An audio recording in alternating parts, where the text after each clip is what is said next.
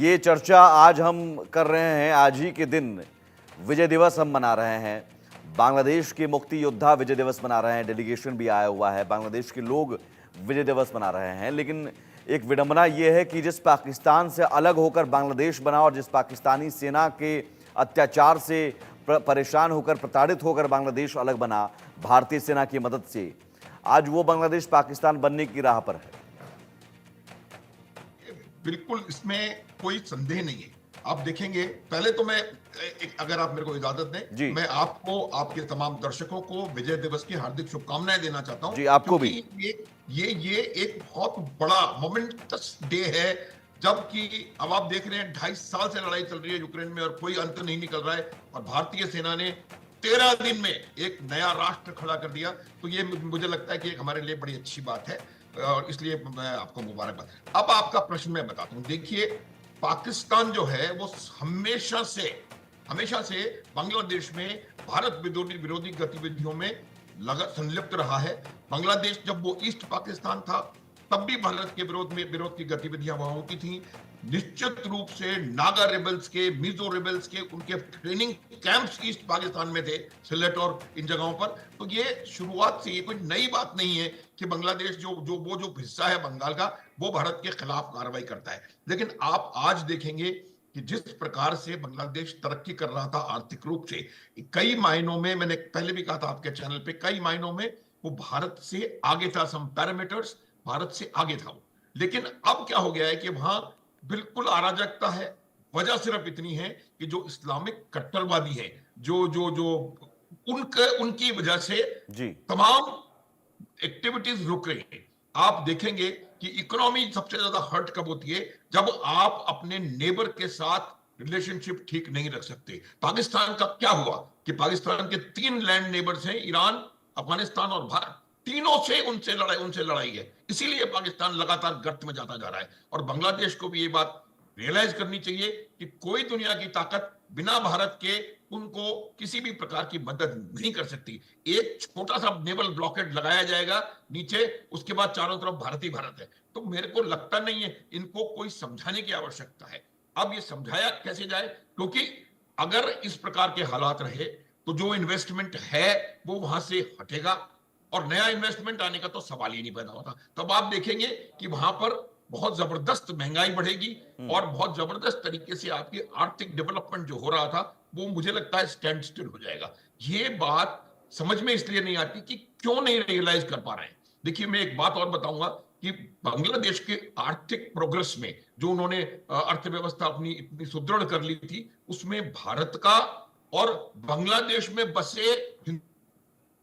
हिंदुओं का एक बहुत बड़ा हाथ है। आप देखेंगे कि वहां के हिंदुओं का कंट्रीब्यूशन जो है वो इकोनॉमी में और जीडीपी में और इकोनॉमिक डेवलपमेंट में वो बहुत साइजेबल है। अगर आप उनको लगातार प्रताड़ित करते रहेंगे, वो बिल्कुल अलग हो जाएंगे, उनको बिजनेस नहीं करने देंगे, उनको कोई काम नहीं करने देंगे, तो फिर उसका सीधा सीधा असर आपकी अर्थव्यवस्था के ऊपर पड़ने वाला है।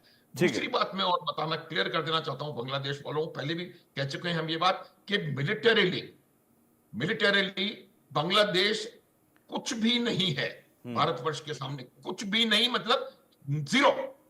अगर उन्होंने कोई मिलिट्री एडवेंचर ट्राई किया तो बांग्लादेश का, मुझे लगता नहीं है कि इनका ये जो जिस प्रकार का अभी देश बना हुआ है वो रहेगा। तो बिल्कुल, और ये तस्वीरें और ये आंकड़े बता रहे हैं कि बांग्लादेश बर्बादी की राह पर है। अब ये पाकिस्तान की तरह बांग्लादेश के जो कट्टरपंथी हैं वो नहीं समझना चाह रहे हैं, तो पाकिस्तान का एक सबसे बड़ा उदाहरण है उनके पास समझने के लिए कि पाकिस्तान किस तरह से बर्बाद हो रहा है, बर्बाद हो चुका है।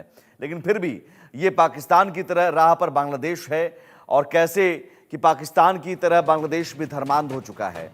पाकिस्तान की ही तरह बांग्लादेश में जिहादी और कट्टरपंथी हावी हैं। पाकिस्तान की तरह एक इस्लामिक राष्ट्र बनना चाहता है। पाकिस्तान की ही तरह बांग्लादेश में भी हिंदुओं पर अत्याचार हो रहा है, और पाकिस्तान की ही तरह बांग्लादेश में भारत से खूब नफरत बिक रही है। लेकिन यह नफरत पाकिस्तान को बर्बाद कर चुकी है, अब बांग्लादेश को बर्बाद करेगी। कारोबार को जरा समझिए। भारत बांग्लादेश के बीच कारोबार, कुल कारोबार 2023-24 में 1,09,306 करोड़ रुपए का हुआ। भारत का एक्सपोर्ट इसमें 93,642 करोड़ का, और जबकि बांग्लादेश का एक्सपोर्ट 15,578 करोड़ रुपए का। तो ये समझिए कि भारत से निर्यात ज्यादा होता है।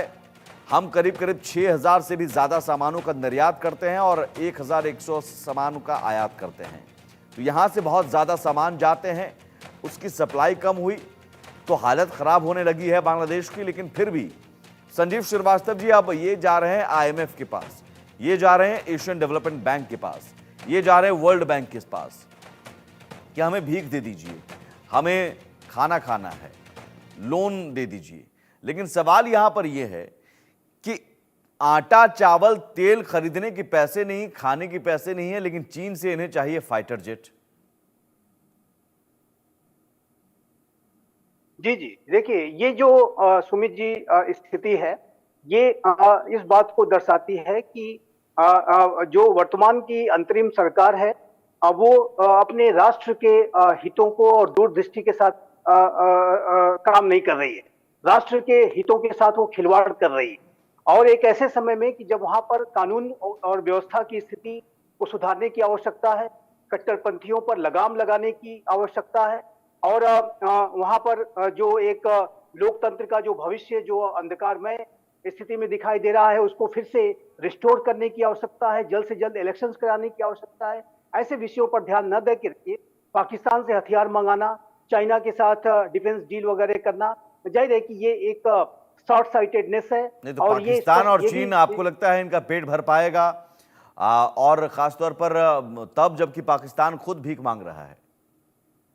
देखिए, एक ऐसा राष्ट्र जो कि स्वयं भीख का कटोरा लेकर के हर वर्ष international monetary fund, world bank और अपने एक दो तथाकथित मित्रों के पास पहुंच जाता है, वो किसी का क्या पेट भर सकता है और किसी को क्या मदद कर सकता है, ये बात बहुत स्पष्ट है।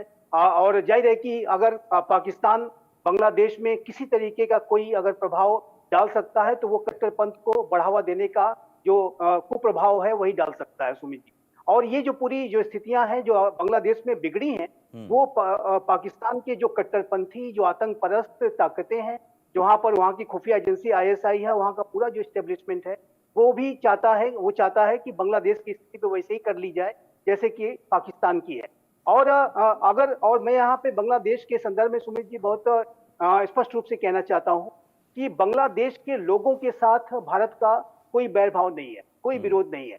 और हम ये चाहते हैं कि बांग्लादेश में शांति, सुरक्षा, स्थिरता रहे, बांग्लादेश में लोकतंत्र का भविष्य जैसा पहले था उस तरीके का बना रहे। और बांग्लादेश में यदि भारत का किसी के साथ एक गहरा विरोध है और गहरा भारत इसके ऊपर कठोर से कठोर कार्रवाइयां भी कर सकता है, वो है बांग्लादेश की कट्टरपंथी आतंक परस्त ताकतें, आतंकवादी ताकतें। और इस तरीके और जो ऐसे जो एलिमेंट्स हैं, जाहिर है कि जो कट्टरपंथी हिंदू कम्युनिटी पर जो हमले कर रहे हैं, वो भारत को, इस नए भारत को बर्दाश्त नहीं होंगे। और यदि इसी तरीके की स्थितियां वहां पर कायम रही, तो भारत इन कट्टरपंथियों को ध्यान में रखते हुए, इन आतंक परस्त ताकतों को ध्यान में रखते हुए एक कठोर से कठोर कार्रवाइयां भी कर सकता है।